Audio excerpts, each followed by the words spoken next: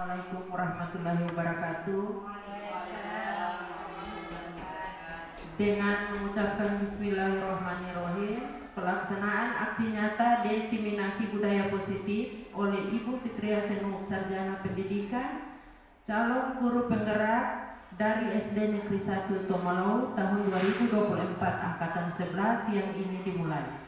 Kepada Ibu Fitria Senuk disilakan.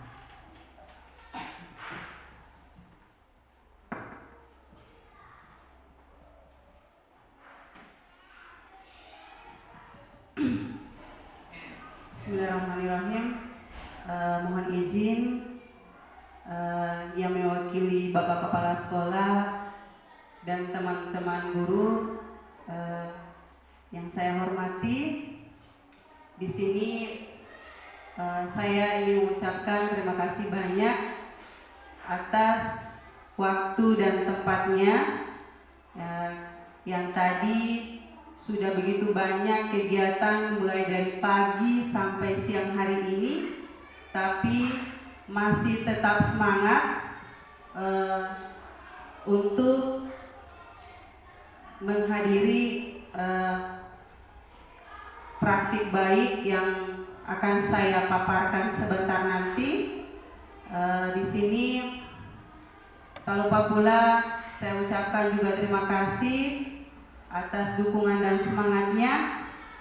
Mudah-mudahan apa yang saya paparkan nanti menjadi harapan besar kita SD 1 Tomolau ke depan, dapat menjadikan anak-anak didik kita seperti apa yang kita harapkan bersama, yaitu menjadi peserta didik yang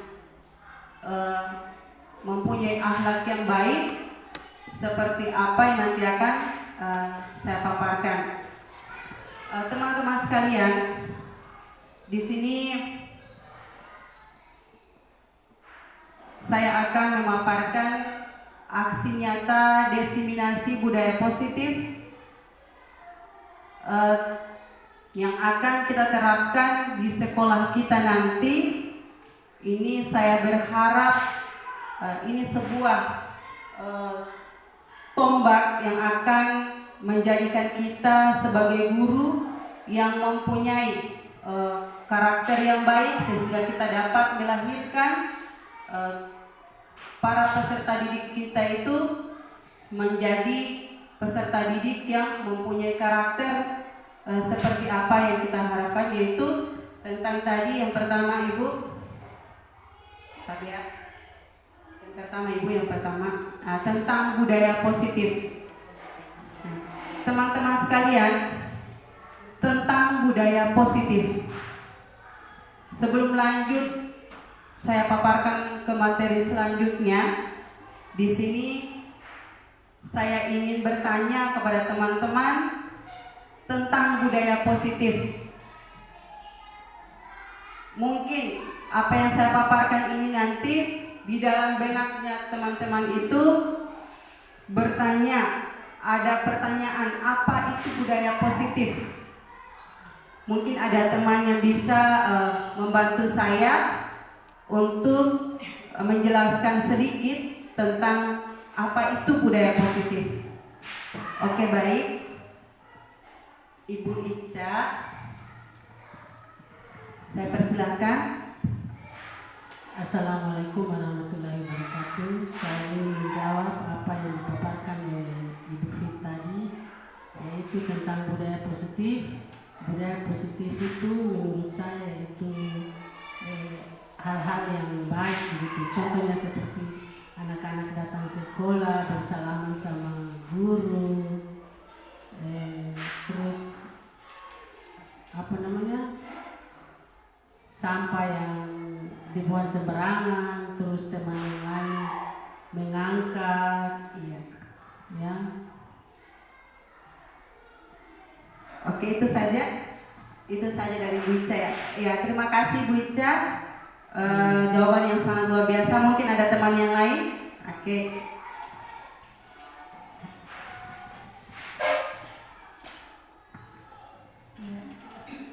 Terima kasih atas kesempatan yang diberikan kepada saya. menurut saya yang namanya budaya berarti suatu perilaku atau kebiasaan yang dilakukan secara berulang-ulang sehingga dia membudaya. Kemudian positif berarti hal-hal yang baik. Sehingga menurut saya budaya positif itu adalah bagaimana cara kita melakukan suatu perilaku yang baik secara berulang-ulang sehingga dia tertanam dalam diri kita maupun kita bisa menularkan kepada orang yang lain. Jadi intinya hal-hal yang baik yang dilakukan secara terus-menerus sehingga dia membudaya. Itu saja jawaban tambahan dari saya. Terima kasih. Alhamdulillah. Terima kasih atas jawaban yang diberikan oleh Ibu Ica maupun Ibu Zainab. Ini sangat luar biasa, sangat membantu saya dalam penjelasan tentang apa itu budaya positif. Yang tadi sudah disebutkan oleh Ibu Ica juga sama dibarengi dengan contohnya, begitu juga dengan Ibu Zainab. Oke, bahwa sesungguhnya untuk budaya positif ini sangat luas Bapak Ibu. Untuk materi budaya positif ini, sebelum saya lanjut ke paparan materi yang lebih luas lagi, di sini sebelumnya saya ada permainan. Saya ada permainan teman-teman di sini supaya lebih semangat lagi. Tadi karena sudah sehari dari pagi sampai menjelang siang ini begitu penatnya, begitu banyak pekerjaan yang sudah lakukan. Mari kita sama-sama mempraktekkan apa yang akan nanti saya sendiri yang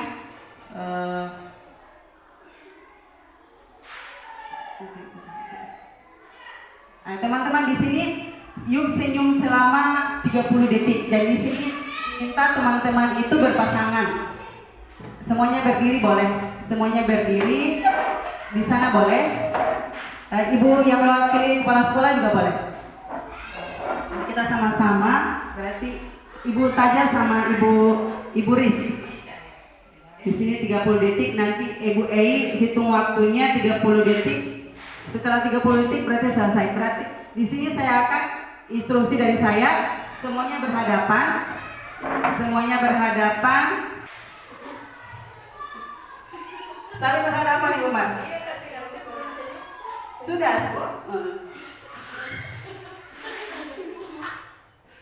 Oke, baik. Terima kasih, tepuk tangan untuk kita semua. Boleh? Di sini juga boleh.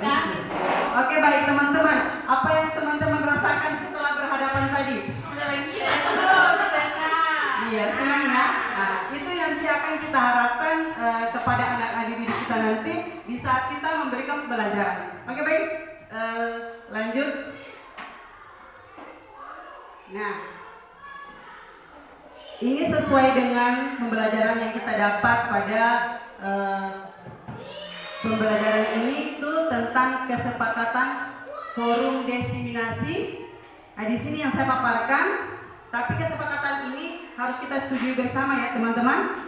Di sini ada menghargai siapapun. Berarti sebentar siapapun yang berargumen, berarti kita saling menghargai. Itu pun yang kita harapkan untuk anak-anak didik kita nanti.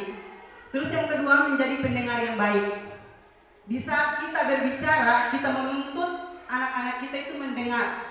Apakah kita sudah berlaku seperti itu untuk mereka? Ini menjadi pertanyaan besar teman-teman. Izin saat keluar. Di sini juga berlaku izin saat keluar. Itu pun nanti akan kita terapkan kepada anak-anak didik kita. Terus makan dan minum dengan tenang. Boleh makan dan minum, tapi harus dengan tenang. Ada yang bisa ditambahkan? Ada yang ingin ditambahkan? Kalau tidak, nanti kita lanjut ya. Kesepakatan ini kita sepakati ya. Oke, baik teman-teman. Sesuai dengan pembelajaran tentang budaya positif, di sini ada 6 poin yang akan kita pelajari hari ini. Maksudnya saya akan mempraktikannya. Yaitu pertama tentang disiplin positif, yang kedua motivasi perilaku manusia, yang ketiga keyakinan sekolah atau keyakinan kelas, yang keempat kebutuhan dasar manusia, terus yang kelima posisi kontrol restitusi, terus yang keenam segitiga restitusi. Keenam poin ini yang terdapat dalam budaya positif tadi nanti akan saya paparkan satu persatu, yaitu di mana seorang guru yang baik harus memiliki kemampuan dalam mewujudkan budaya positif di sekolah.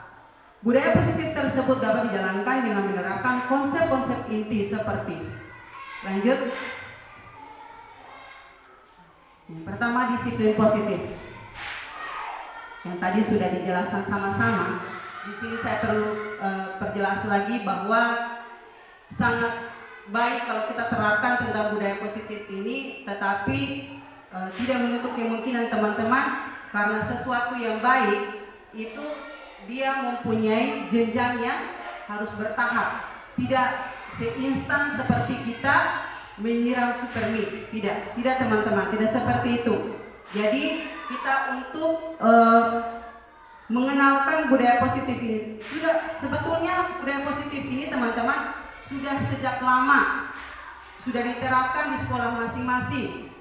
Jadi ini bukan hal yang baru, tapi di bagaimana caranya kita menerapkan kepada anak-anak kita itu. Sebelum kita menerapkan kepada mereka, itu seharusnya kita mengoreksi diri kita dulu. Setelah itu baru kita bisa menerapkan untuk anak-anak didik kita. Oke, lanjut.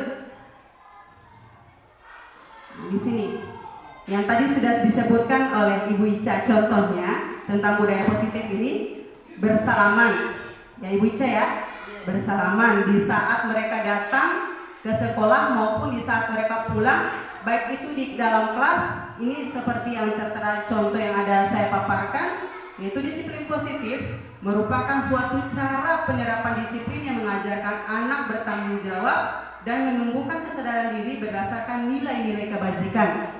Jadi teman-teman diharapkan dari paparan materi nanti, saya berharap dan juga teman-teman guru, kita dapat menumbuhkan rasa tanggung jawab pada anak-anak kita itu tanpa ada rasa paksaan, tanpa ada yang memaksa. Jadi semua itu harus terlahir dari diri mereka masing-masing.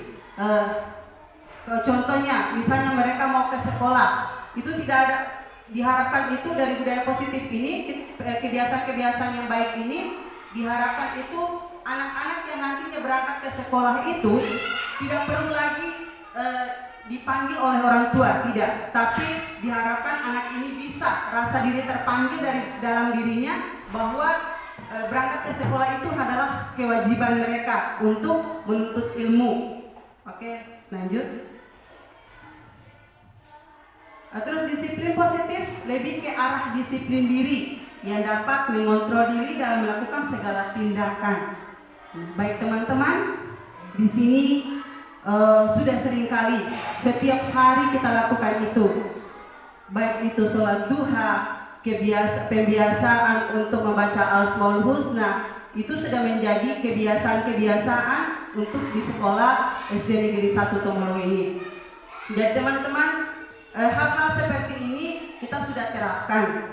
Cuman kembali lagi pada diri kita bahwa hal ini apakah kita sudah benar-benar membuat mereka itu sadar akan hal-hal baik ini yang keluar dari diri mereka sendiri, atau paksaan dari kita, atau tuntutan dari sekolah ini yang seharusnya seperti ini. Karena yang diharapkan itu seperti tadi yang saya katakan, bahwa jika mereka sholat duha, tidak perlu lagi kita guru untuk memanggil, tapi mereka sudah bisa melihat bahwa jam sekian itu harus kita sholat tanpa ada paksaan dari kita lagi. Itu yang kita harapkan. Mudah-mudahan apa yang menjadi harapan-harapan kita ke depannya, anak-anak didik kita juga bisa menerapkan pada diri mereka masing-masing, mau di sekolah maupun di rumah. Oke, lanjut. Oke, disiplin diri dapat membuat murid memahami dan menyadari berdasarkan motivasi internal, bukan akibat paksaan, pujian ataupun hukuman.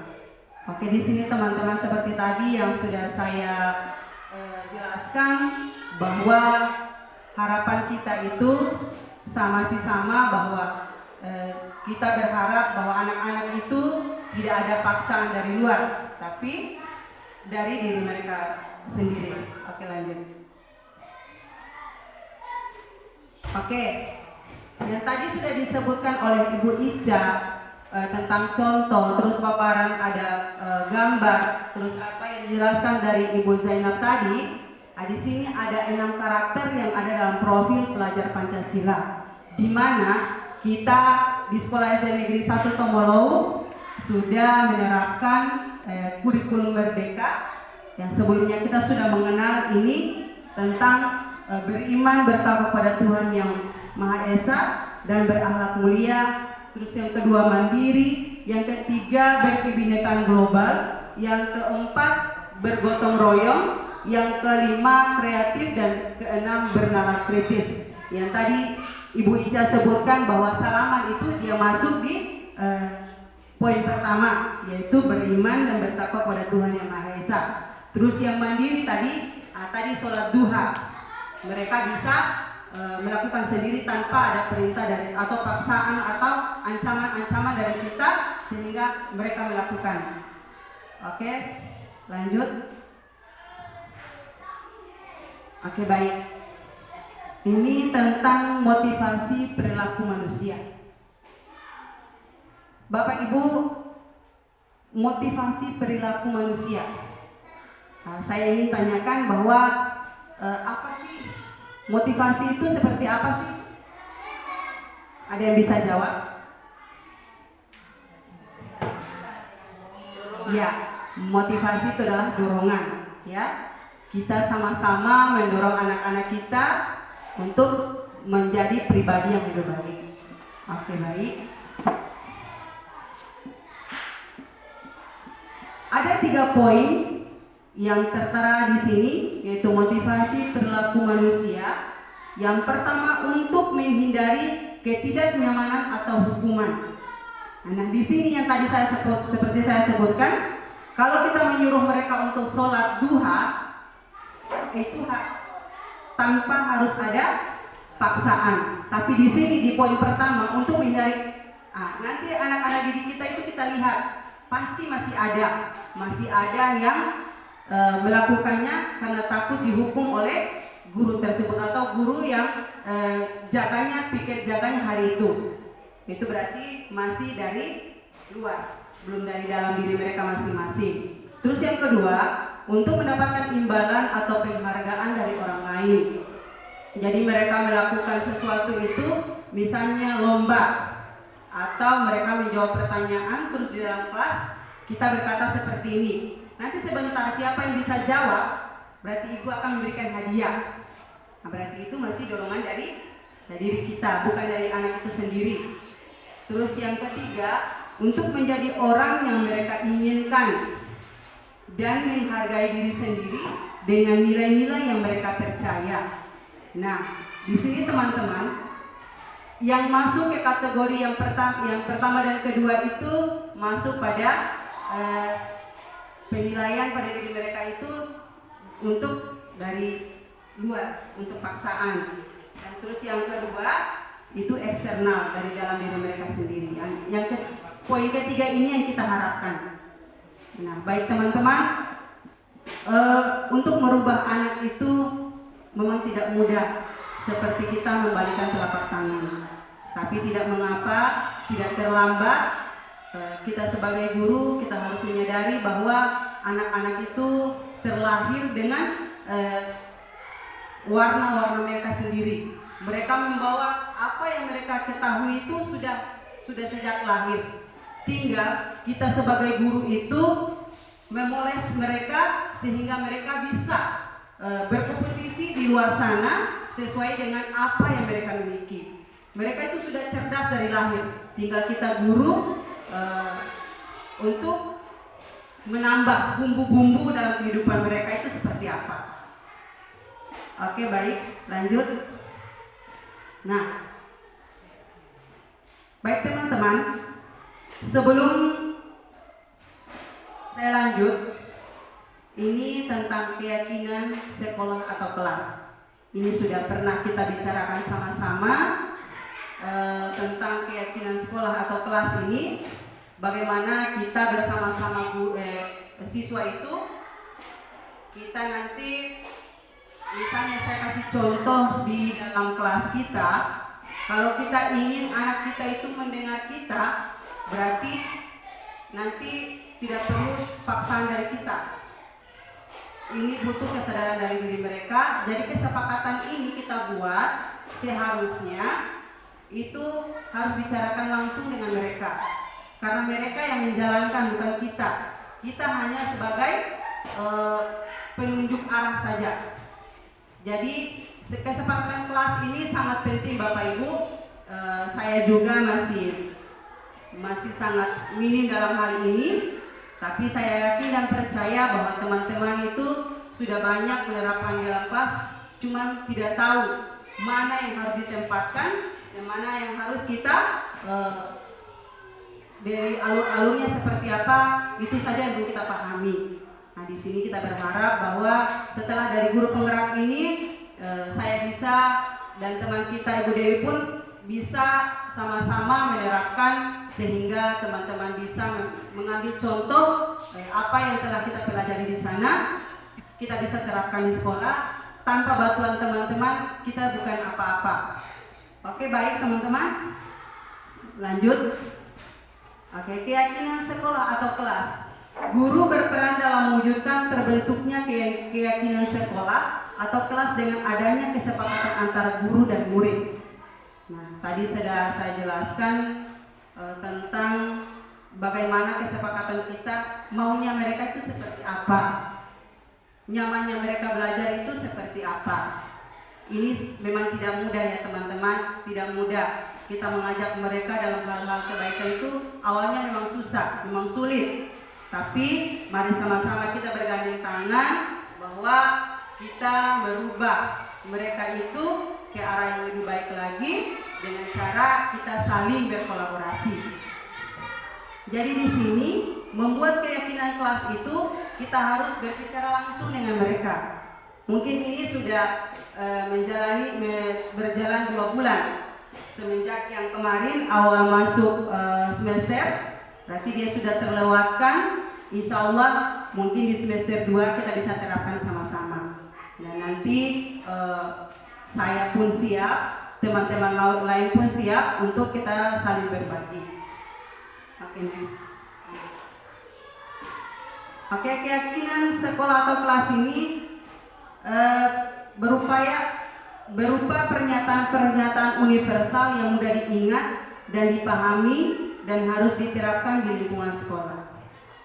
Oke, kita melihat bahwa akhir-akhir ini, bukan akhir-akhir ini lagi ya teman-teman, itu sudah menjadi hal yang sangat kita risaukan selama ini, bahwa setiap apa yang kita katakan anak-anak ini kadang mereka membangkang, karena tadi dalam diri mereka itu belum tertanam karakter-karakter yang baik. Mungkin itu kesalahan dari kita. Bukan berarti kita guru itu sepenuhnya salah, tidak. Mungkin cara kita yang belum kesampaian kepada anak-anak ini. Banyak realita yang kita lihat bahwa setiap pagi apel itu harus dipanggil. Tanpa ada teguran dari kita, mereka tidak akan berbuat. Mereka tidak akan melakukan itu. Jadi di setiap apel harus kita ribut dulu. Anak-anak apel dulu. Nah, itu baru mereka melakukannya. Atau anak-anak sekarang jamnya sudah sholat duha, berarti mereka masih belum meyakini bahwa apa yang kita lakukan itu belum sepenuhnya. Itu kita sama-sama perbaiki.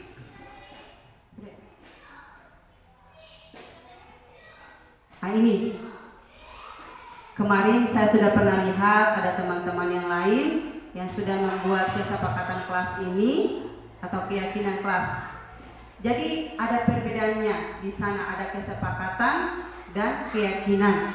Kalau kesepakatan itu masih berbentuk paksaan dari kita guru, tapi keyakinan kelas itu berarti kita dan mereka sudah sama-sama meyakini akan hal itu, bahwa kalau melanggar berarti mereka sendiri yang melanggar aturan yang mereka buat, sehingga mereka sendiri tersadar bahwa oh ini kita yang buat, bukan guru sendiri. Misalnya datang sekolah tepat waktu. Nah, contohnya seperti itu, datang ke sekolah tepat waktu, berarti kita sama-sama dengan mereka bahwa ini sudah menjadi kesepakatan kita bersama. Itu bukan paksaan dari guru, bahwa ini sudah menjadi kesepakatan kita. Nah, terus tidak boleh berkelahi, nah, tidak boleh saling bully. Nah, ini kesepakatan keyakinan-keyakinan seperti ini yang harus kita tanamkan kepada anak-anak didik kita. Nah, terus buat tugas. Nah, ini harus terlahir dari diri mereka sendiri, bukan paksaan dari kita. Oke, lanjut. Nah, di sini tadi sudah saya banyak sekali berbicara tentang hal-hal tentang budaya positif untuk menghilangkan rasa jenuh, rasa bosan karena dari tadi duduk. Saya akan buat satu kuis atau ice breaking. Ya, ilustrasinya dari saya. Saya tidak menggunakan lagu atau apa, jadi masih sama, dua-duanya saling berhadapan. Nanti keduanya saling berhadapan ya. Saya minta tidak usah berdiri, duduk saja. Nanti teman-teman saling berhadapan. Nah, jika saya mengatakan hitam, berarti tepuknya seperti angin. Jikalau saya mengatakan hijau, tangan temannya saling bertepukan. Teman satu dengan teman yang lain. Oke, boleh mulai ya? Oke, kita mulai. Satu boleh. Jadi kalau saya mengatakan hitam, berarti sama seperti tepuk angin. Kalau saya mengatakan hijau, berarti tepuk tangan teman. Oke, kita mulai ya. Hijau. Sekali lagi ya. Sekali lagi. Hitam. Wah, Mas, berarti ya tepuk tangan untuk kita semua. Iya. Berarti konsentrasinya masih sangat luar biasa. Antusiasnya untuk perbaikan ke depan sangat luar biasa. Saya mengakui itu bahwa semenjak mengikuti guru penggerak ini, saya melihat di SD 1 Tembolo ini baik dari pimpinan sampai bawahannya, apapun bentuknya selalu saja direspon baik. Terima kasih teman-teman.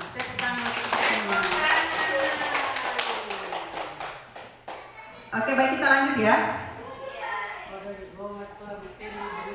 Oke, kebutuhan dasar manusia.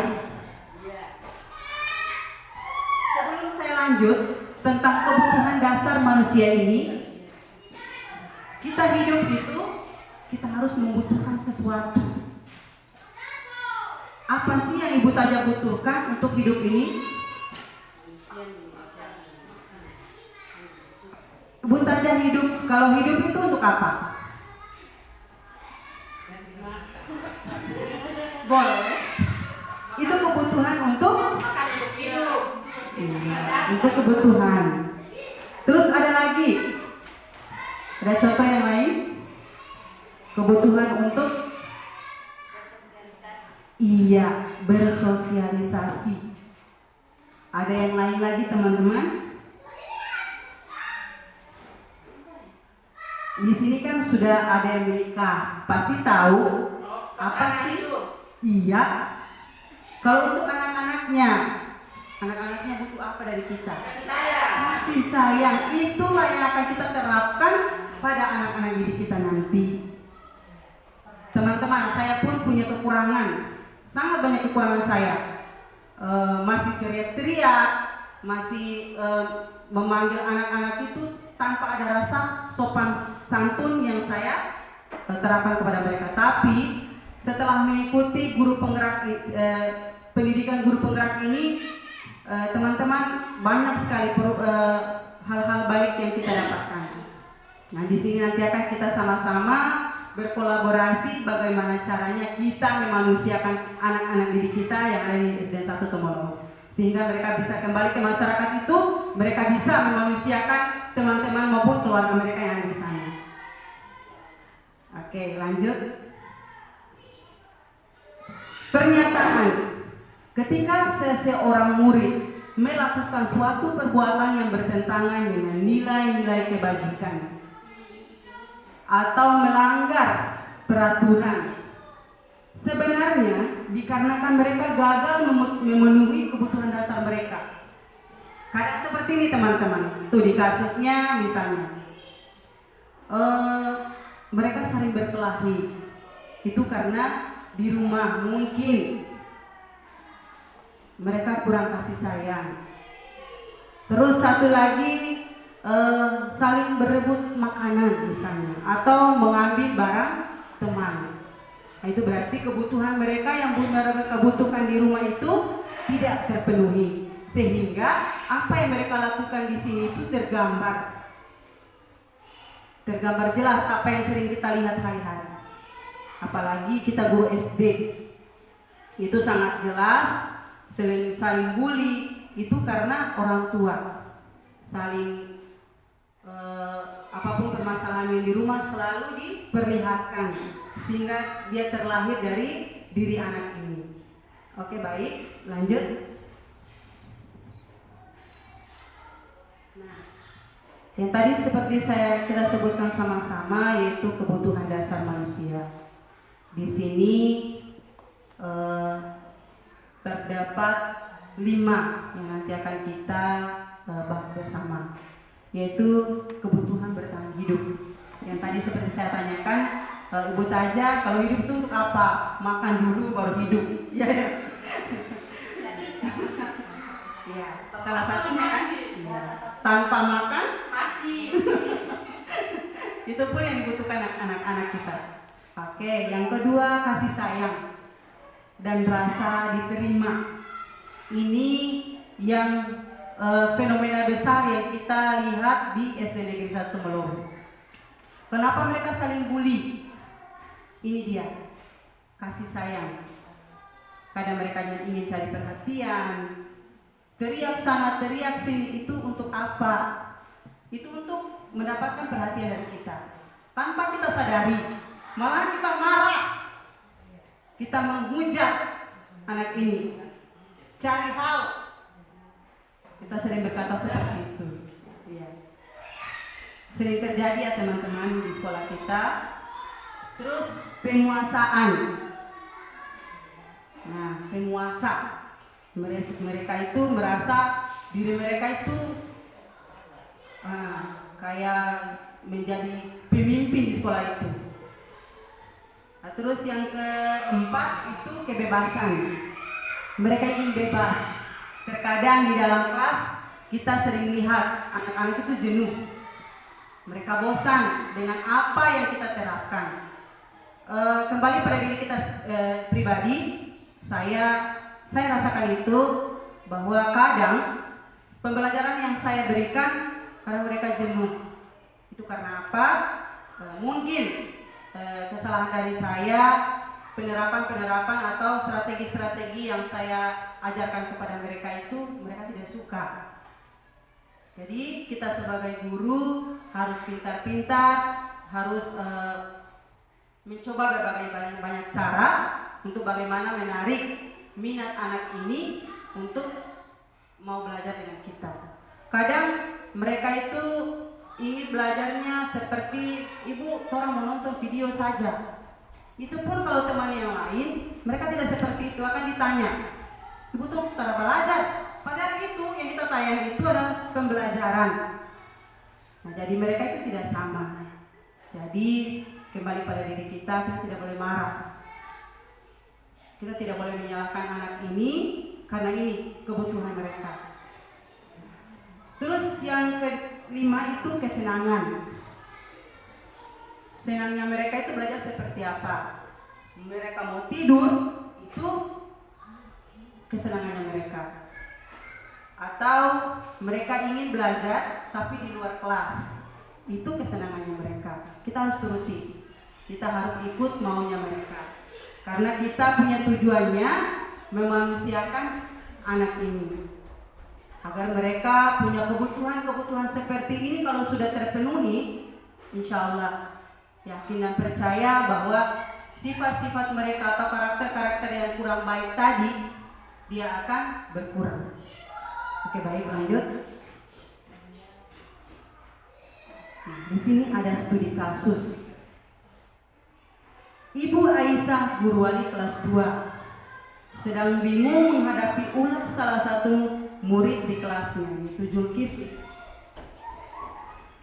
Beberapa anak telah mengeluhkan Zulkifli yang seringkali meminta bekal makan siang mereka dengan paksa.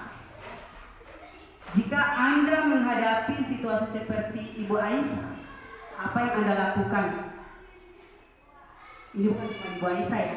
Seandainya kasus ini terdapat pada salah satu teman yang ada di sini, apa yang harus kita lakukan?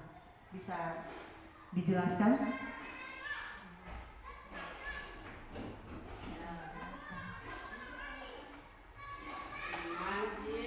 Oke, silakan. Pakai mic ya. Terima kasih Bu Fitria. Oke, silakan. Kalau kita sebagai guru dalam menghadapi kasus seperti ini, kita harus memanggil anak Kifli, maksudnya kita harus memanggil Kifli tersebut dan kita mencari tahu apa penyebab sehingga dia bisa berbuat demikian. Dan solusi yang paling tepat, datangi rumah setelah kita mengetahui kejadian yang sebenarnya. Oke. Terima kasih Bu. Terima kasih Bu Mar. Jawaban yang sangat luar biasa. Ini yang sangat tepat. Pertamanya kita harus memanggil anak ini dulu. Coba kita lihat jawaban dari studi kasus ini. Nah, dari kebutuhan 5 kebutuhan tadi, ini alasan Zulkifli yang pertama. Karena ia lapar dan orang tuanya tidak membawakan bekal makan siang, maka kebutuhan dasar yang sedang dipenuhi oleh Zulkifli adalah berusaha untuk memenuhi kebutuhan untuk bertahan hidup. Jadi dia merebut makanan dari temannya karena dia bosan dengan makanan yang tadi dia bawa. Bukan berarti dia tidak bawa, dibawa cuman bosan. Iya. Oke, lanjut. Alasan yang kedua, karena dia merasa senang temannya ketika memperhatikan dia. Jadi temannya melaporkan tindakan itu pada gurunya, memberitahu orang tuanya sehingga orang tuanya jadi memperhatikan dia. Maka kebutuhan dasar yang sedang dipenuhi Zulkifli adalah kebutuhan akan kasih sayang. Iya, atau berasa diterima. Jadi dia membutuhkan kasih sayang. Jadi bukan cuma makanan-makanan itu saja, dia ingin yang lain. Tapi orang tua ini tidak memahami apa yang dia butuhkan. Oke, lanjut. Terus alasan yang ketiga, karena temannya jadi takut dengan dia dan mengikuti keinginannya. Maka sebetulnya Zulkifli berusaha untuk memenuhi kebutuhan dasarnya akan kekuasaan. Nah, ini alasan ketiga. Terus alasan keempat, karena dia merasa bosan dengan bekal yang dibawakan ibunya dari rumah, karena ibunya selalu membawa bekal yang sama. Oleh karena itu dia ingin mencoba makanan teman-temannya yang beraneka ragam. Maka Zulkifli sedang berusaha memenuhi kebutuhan akan kebebasan. Dia bebas, dia mau bebas menentukan makanan apa saja yang dia inginkan. Tapi karena lagi-lagi orang tuanya tidak memahami sikap dari dia ini, Zulkifli ini. Oke, lanjut. Terus alasan yang kelima, karena dia melakukannya dia iseng saja dan dia menikmati ekspresi wajah teman-temannya. Jadi yang kelima ini, dia ingin apa yang dibutuhkan itu kesenangan. dia senang melihat teman-temannya marah. Nah, itu hanya kesenangannya dia saja. Oke, lanjut. Nah, dari semua paparan tadi kita akan masuk ke posisi kontrol restitusi. Posisi kontrol restitusi ini hal yang baru ya, hal yang baru kita dengar. Jadi kita hilangkan itu yang namanya restitusi, coba kita kembali ke posisi kontrol kita sebagai guru. Itu seperti apa? Lanjut. Nah, di sini ada 5 poin. Kita sebagai guru memiliki posisi kontrol, yaitu yang pertama sebagai penghukum. Teman-teman, sebagai penghukum sering sekali kita melakukan hal ini, betul tidak? Betul. Kita selalu menghukum segala hal yang mereka lakukan tanpa basa-basi, kita langsung menghukum. Misalnya mereka melakukan kesalahan tanpa harus ditanya lagi, langsung dicaci maki bahwa dia yang salah. Itu sering kita lakukan. Jadi sebetulnya teman-teman, ini hal yang sebetulnya tidak baik. Jadi insya Allah kita sama-sama, saya pun begitu. Saya pun dapat melakukan hal itu, sudah sering saya lakukan. Tapi mudah-mudahan dengan apa yang kita pelajari, yang kita dapatkan untuk kedepannya, kita bisa kurangi dan bisa kita hilangkan. Nah, ini nanti posisi penghukum ini kadang kita bisa menerapkan, kadang tidak bisa.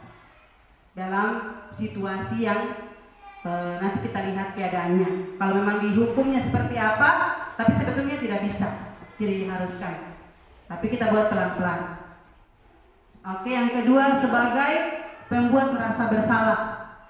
Nah, di posisi yang kedua ini kita seakan-akan kita itu berceramah.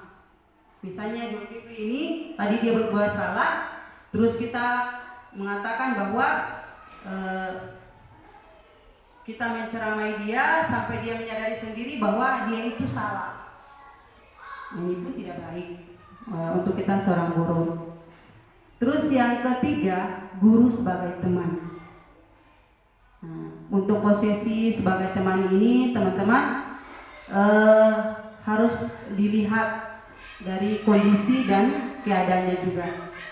Kalau kita memperlakukan mereka sebagai teman, bisa-bisa mereka itu seakan-akan istilahnya orang bilang pandang enteng. Ya kan, dorang bikin orang sama deh, begini-begini.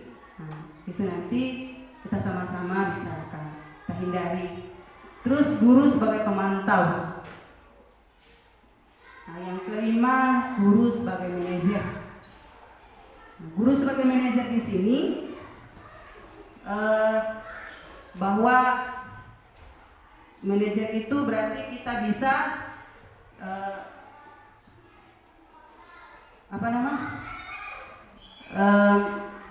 menerapkan kepada anak ini bahwa mereka itu tidak selamanya melakukan kesalahan, tapi ini hanya tadi mereka memenuhi kebutuhan mereka tadi. Oke, lanjut nanti dijelaskan. Nah, di sini ada 5 posisi kontrol bersama dia punya contohnya. Misalnya guru sebagai penghukum. Nah, itu tadi menghardik, terus menunjuk-nunjuk. Nah, biasa yang kita lakukan, terus menyakiti dan menyindir. Karena biasanya orang tua di rumah bikin bagaimana, dong bikin begitu. Nah, kadang kita seperti itu. Nah, terus kata-kata seperti ini seharusnya tidak kita lakukan, tidak boleh keluarkan. Terus membuat merasa bersalah.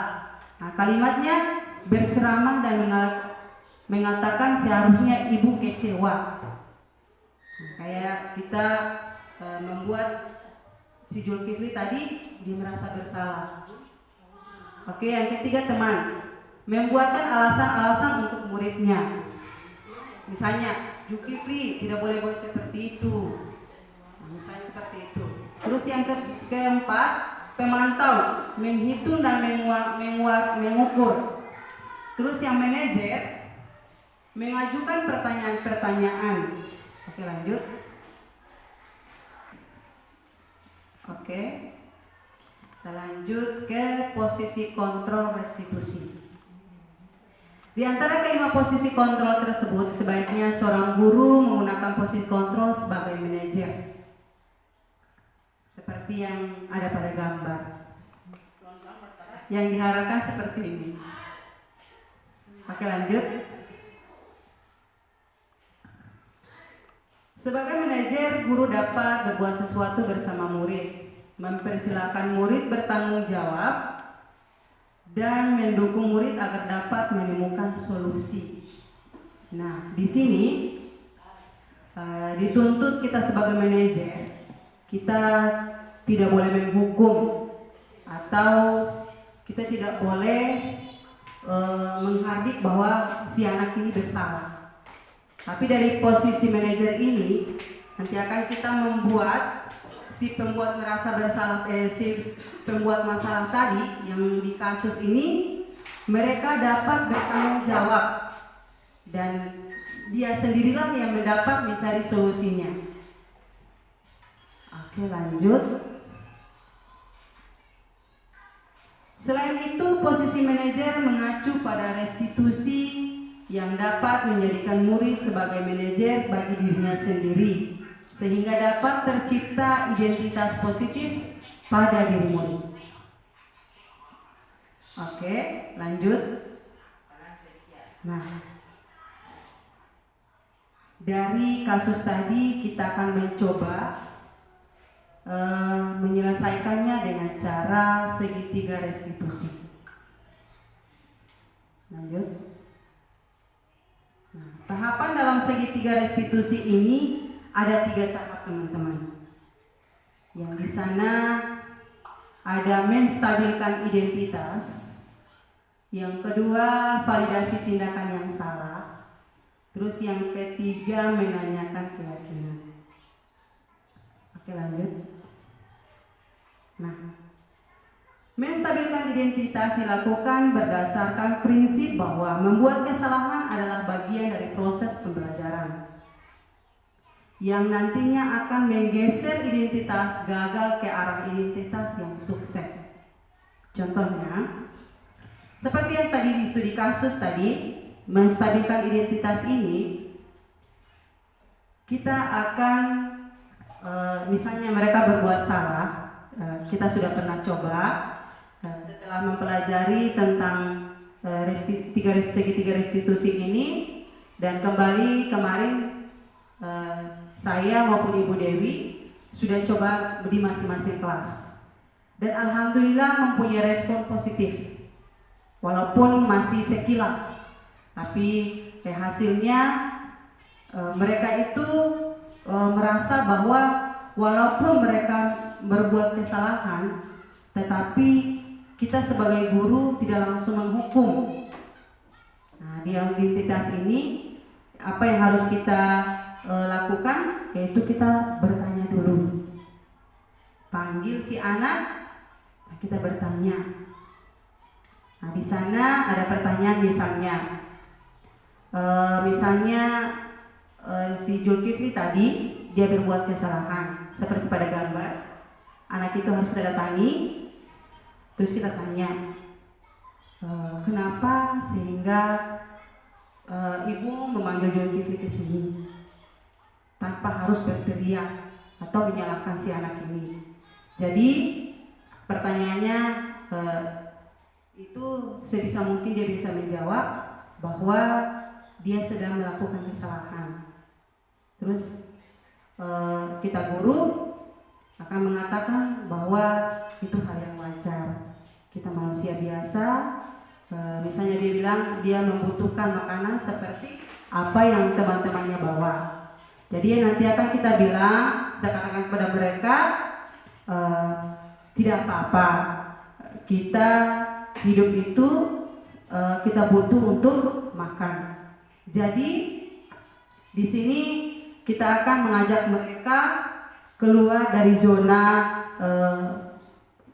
mereka yang tadinya tidak nyaman karena kita panggil, yang intinya nanti akan dalam benak mereka, dalam pikiran mereka itu seperti ini.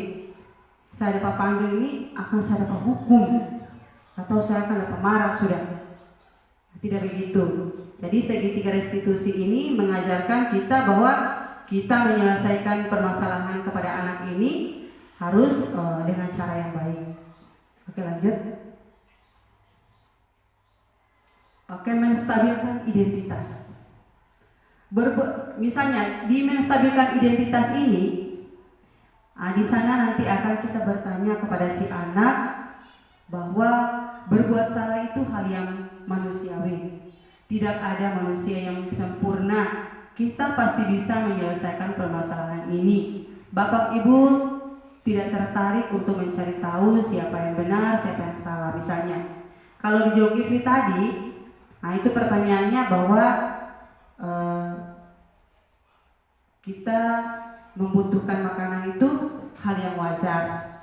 Tapi nanti akan kita terapkan kepada mereka bahwa untuk merebut makanan seperti apa yang dilakukan Zulkifli itu sebenarnya tidak baik. Nanti kita tanyakan kepada dia apa yang harus dia lakukan supaya si teman ini tanpa ada rasa marah dan bisa memberikan makanan yang dia butuhkan. Oke, lanjut. Untuk validasi tindakan yang salah. Validasi tindakan yang salah dilakukan berdasarkan prinsip bahwa setiap perilaku berupaya memenuhi suatu kebutuhan tertentu, sehingga guru atau orang tua akan bergeser dari pemikiran stimulus respon menjadi proaktif, serta akan lebih mengenali dan mengakui kebutuhan murid atau anak.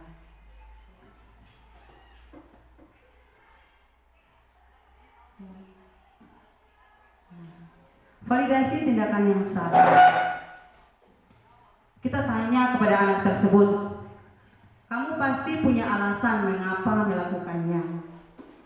Dengan sendirinya, dengan kata-kata positif seperti ini, dengan sendirinya akan dia menjawab bahwa dia menginginkan makanan yang sama seperti temannya tadi.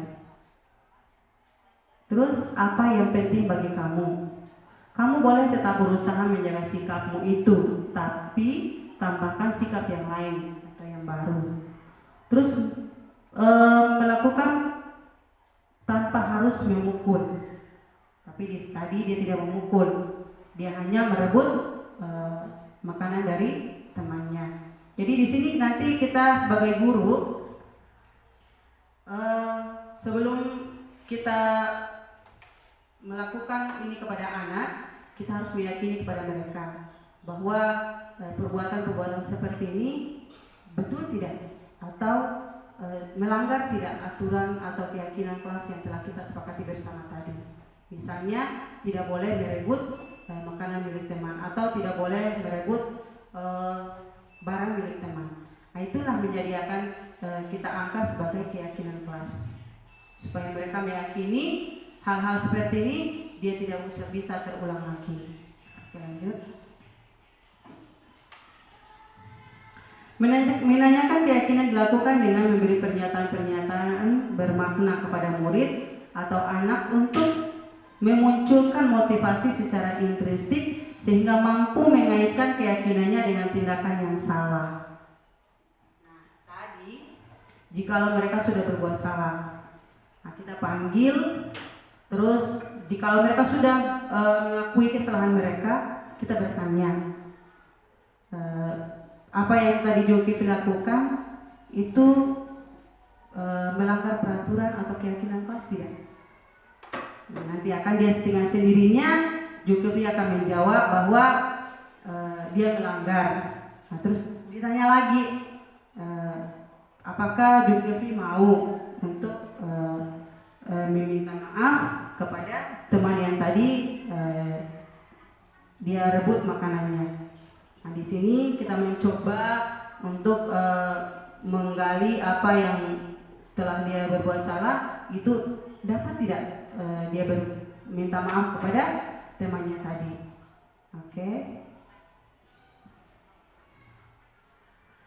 Apa nilai yang kita percaya di sekolah kita? Misalnya seperti itu. Nilai-nilai apa yang telah kita sepakati?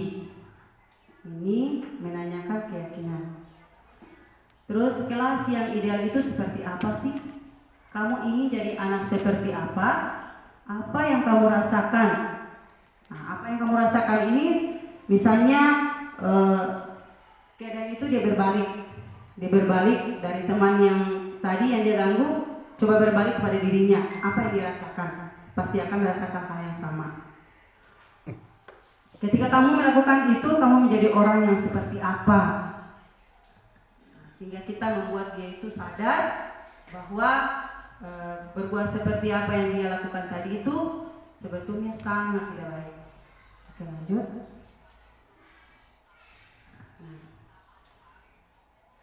Seorang guru yang baik harus memiliki kemampuan dalam mewujudkan budaya positif di sekolah. Budaya positif tersebut dapat dijalankan dengan menerapkan konsep-konsep inti.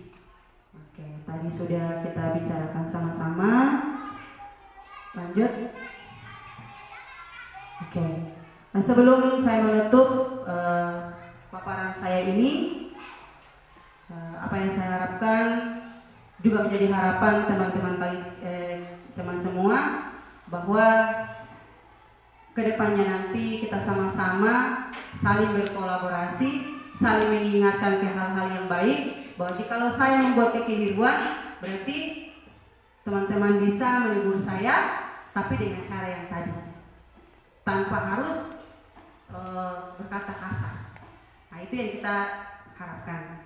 Itu yang kita harapkan untuk kedepannya yang kita terapkan kepada anak-anak kita nanti. Oke, baik. Masih adakah pertanyaan yang ingin ditanyakan oleh teman-teman lain sebelum saya menutup paparan saya ini? Oke. Terima kasih. Saya ucapkan Assalamualaikum warahmatullahi wabarakatuh.